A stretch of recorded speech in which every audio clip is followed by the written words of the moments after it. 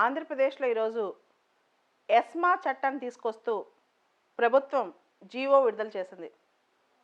అదేవిధంగా last year RTC strike వచ్చినప్పుడు తెలంగాణలో ఎస్మా చట్టం రాబోతోందా అనే చర్చ వచ్చింది.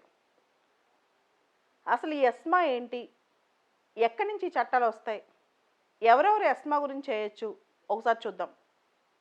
ఎస్మా అంటే essential services maintenance act.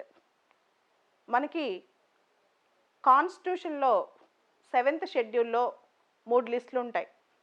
Union list, state list, concurrent list. Union లిస్ట్లో సెంటర్ మాత్రమే లా చేయొచ్చు. స్టేట్ లిస్ట్లో స్టేట్స్ లా చేయొచ్చు. కాంకరెంట్ లిస్ట్లో యూనియన్ కానీ స్టేట్ కానీ ఎవరైనా లా చేయొచ్చు.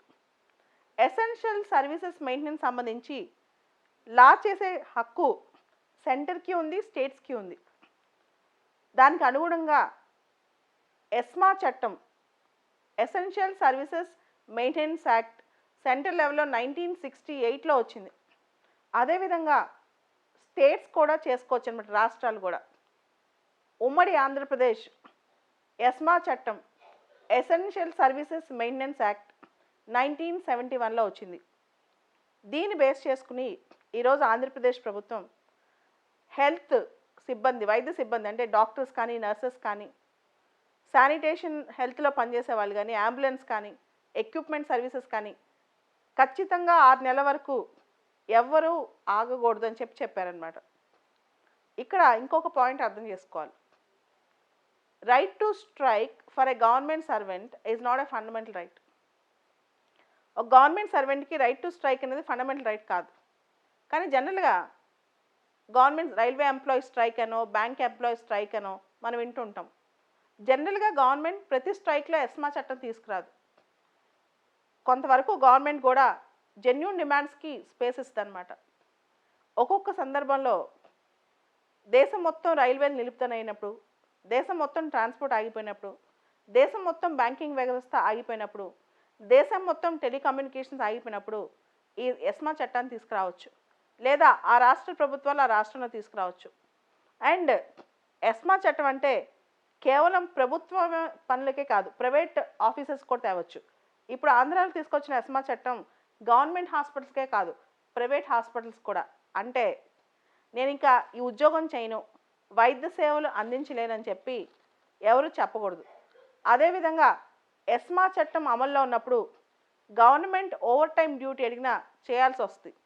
జెన్యూన్ రీజన్స్ ఒకటి ఉంటే గవర్నమెంట్ ఎక్స్క్యూజ్ చేయొచ్చాము, కానీ అవసరమైతే ఓవర్ టైం కూడా చేసేది ఉంటుంది అనమాట. ఎస్మా చట్టం టైంలో నిరాకరించిన వాళ్ళకి శిక్షలు గవర్నమెంట్ వాళ్ళని శిక్షించవచ్చు. అదేవిధంగా ఎస్మా చట్టం టైంలో స్ట్రైక్స్ కానీ, ప్రొటెస్టులు కానీ, గురావులు కానీ ఇలాంటివి చేస్తే వాళ్ళకి తీవ్రమైన శిక్షలు ఉంటాయన్నమాట. అసలు ఎస్మా చట్టాన్ని ఎందుకు తీసుకొస్తారు? ప్రజల సాధారణ జీవితానికి ఏ విధమైన అబ్స్ట్రక్షన్ జరగకుండా చూసేందుకు ఎస్మా చట్టం తీసుకొస్తారు. ఏదైనా ఒక ఇబ్బంది వచ్చినప్పుడు, లేదా ఒక స్ట్రైక్ జరుగుతున్నప్పుడు, లేదా ఒక ఎమర్జెన్సీ వచ్చినప్పుడు ప్రజల లైఫ్కి ఎటువంటి ఇబ్బంది జరగకుండా, అంటే ఏదో ఎక్సెప్షనల్గా గుడ్ లైఫ్ అని కాదు, నార్మల్ లైఫ్కి ఏ విధమైన ఇబ్బంది జరగకుండా ఎస్మా చట్టాన్ని ఉపయోగిస్తారనమాట. పార్లమెంట్ ఆఫ్ ఇండియా సెంట్రల్ గవర్నమెంట్లో ESMA act 1968. It aims to maintain certain essential services that are necessary for the normal life of the community. సాధారణ జీవితం కోసం అన్నమాట. అదేవిధంగా ఎసెన్షియల్ సప్లైస్ కానీ, రైల్వేస్, టెలిగ్రాఫ్స్, ఎయిర్పోర్ట్స్, పోర్ట్స్ వీటన్నిటికీ సెంట్రల్ గవర్నమెంట్ చేయొచ్చు. State government కూడా దాని పరిధిలో ఎస్మా చట్టం చేయొచ్చు అనమాట. అండ్ ఏ అంశాలు ఎస్మాలో చేర్చాలో వద్దా అనేది స్టేట్స్, ఆ స్టేట్ ఉన్నప్పుడు ఆ స్టేట్ ఇష్టం.